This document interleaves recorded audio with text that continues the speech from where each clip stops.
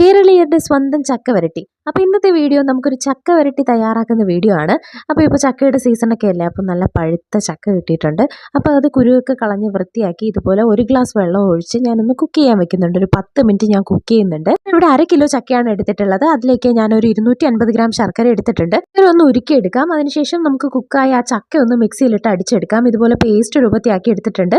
ഇനി ശർക്കരയും ഇതുപോലെ ഈ ചക്കയും രണ്ടും കൂടി നന്നായിട്ട് ഒരു ചുവട് കട്ടിയുള്ള പാത്രത്തിൽ വെച്ച് ഏകദേശം ഒരു അരമണിക്കൂറെങ്കിലും നമ്മൾ നന്നായിട്ട് ഇതുപോലെ കൈയെടുക്കാതെ ഇളക്കിക്കൊണ്ടിരിക്കണം. ഇതിലേക്ക് 1 ഏലക്ക പൊടിച്ചതും ഒരു 3 ടേബിൾ സ്പൂൺ നെയ്യും ഞാൻ ചേർത്ത് കൊടുക്കുന്നുണ്ട്. ചക്ക ഹൽവയും ചക്ക വരട്ടിയും ഇതുപോലെ ഈ രീതിയിൽ തയ്യാറാക്കി എടുക്കാവുന്നതാണ്. നല്ല സമയം എടുക്കുന്ന ഒരു പണിയാണ്. ഏകദേശം 45 മിനിറ്റ് ആയപ്പോഴൊക്കെയാണ് എനിക്ക് ഈ ചക്ക വരട്ടിയുടെ ഒരു കൺസിസ്റ്റൻസിയിലോട്ട് ഇത് കിട്ടിയിട്ടുള്ളത്. കുറച്ചുകൂടി സമയം ഇതുപോലെ ഇളക്കുകയാണെങ്കിൽ നമുക്കിത് നല്ലതായിട്ട് ഒരു ചക്ക ഹൽവയുടെ കൺസിസ്റ്റൻസിയിൽ കിട്ടും.